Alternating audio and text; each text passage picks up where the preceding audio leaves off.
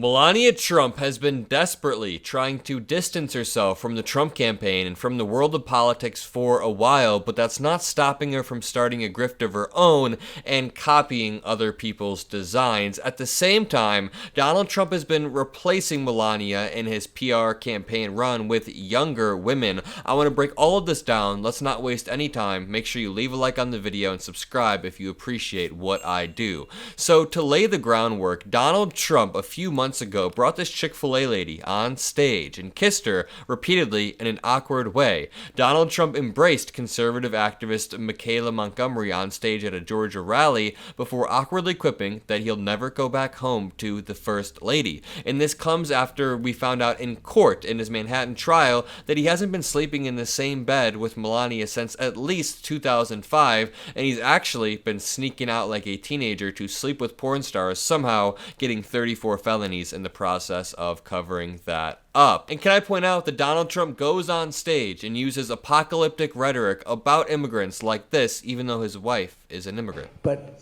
what's happening to our country is being poisoned, and your schools and your children are suffering greatly because they're going into the classrooms, they're taking the seats, and they don't even speak English. It's crazy. And we have our people that aren't going into a classroom. We have students that were there last year. They're not allowed into the school this year. They're not allowed.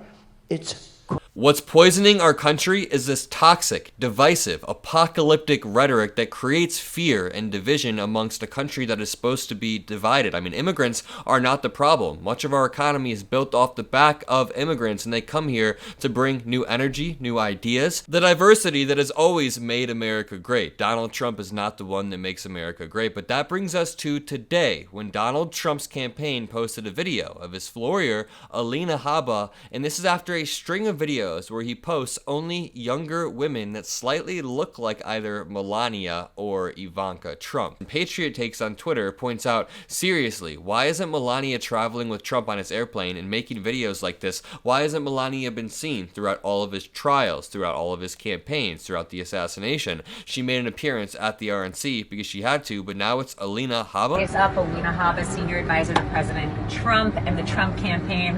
I just wanted to give everybody a little sneak peek on how sick this Trump Force One is. It is the epitome of President Trump.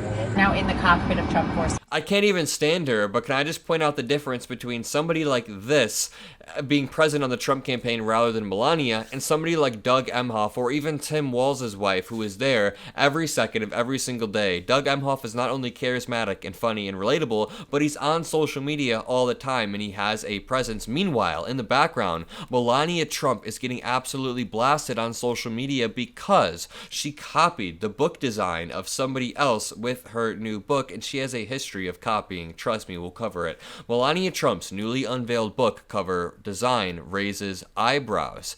Now, former First Lady Melania Trump's memoir went on pre-sale recently, and the cover is raising eyebrows as it appears awfully similar to that of Chanel Catwalk, a fashion tome which has been on sale for years. The former First Lady previously came under fire for copycat behavior in 2016 after she appeared to have taken parts of Michelle Obama's DNC speech for her own appearance at the RNC. I mean, we have to watch this. This is one of my favorite things ever. Watch this. Barack and I were raised with so many of the same values. Like, you work hard for what you want in life. That your word is your bond, that you do what you say you're gonna do. My parents impressed on me the values that you work hard for what you want in life. That your word is your bond, and you do what you say and keep your promise. That you treat people with dignity and respect, even if you don't know them, and even if you don't agree with them. That you treat people with respect. They taught and showed me values and morals in their daily life. That is a lesson that I continue to pass along to our son. And we need to pass those lessons on to the many generations to follow.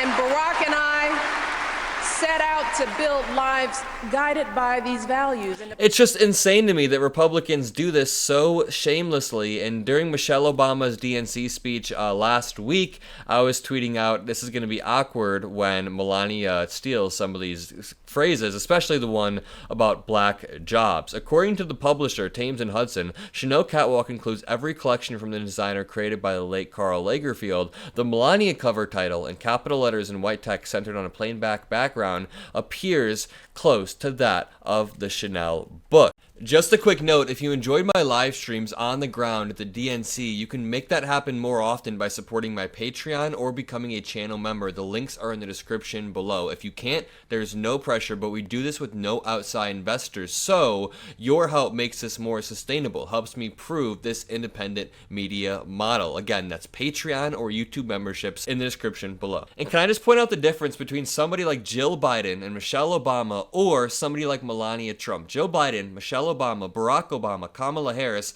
they have an actual plan to help children across the country. Meanwhile, Melania Trump not only placates but gets caught on a recorded phone call being mad about Christmas, being mad about migrant families. Look at this clip of a Fox News guest calling out the host. This just happened an hour ago. I think this is actually at heart a question about what we want our government money spent on. I mean, Leah's right. Nothing is free in Washington. We all know that. What Democrats will say during this election is we want to put government resources into helping out people with a child tax credit, right? Helping out people with child care, helping kids get a good education, helping kids have enough to eat, helping people who are part of this predatory, in many cases, loan system where they will never be able to buy a car or a house because they are saddled with this debt. Those things, by the way, help grow the economy. So I think Democrats will say we would rather put government resources to helping. And look, side note, much of the student loan debt relief goes to middle and lower income Americans. It's actually designed to help people who make less. Under that system, we would rather put money to help people raise kids, feed their kids, pay for college, than give tax breaks to the wealthy, which we know as of this week that the estimates about how much extending Donald Trump's tax cuts for the wealthy and corporations would cost the American people explodes the debt and deficit more than any of these programs that you are talking about. That Fox News guest just perfectly laid out the case for Democrats. Meanwhile, Donald Trump is stuck having his staffers make crappy TikTok videos. And by the way, folks, Kamala Harris is the one who has a step-by-step plan on how to incentivize home builders to build 3 million new houses for first-time buyers. It is a great plan, and building housing eases many, many problems, from drug addiction to crime to homelessness. All of these things go together, so we need to build more housing. And immigration, it helps immigration. Many, many problems are solved by building more housing and making everything more affordable. My name is Adam Mockler. Leave a like, subscribe, peace out.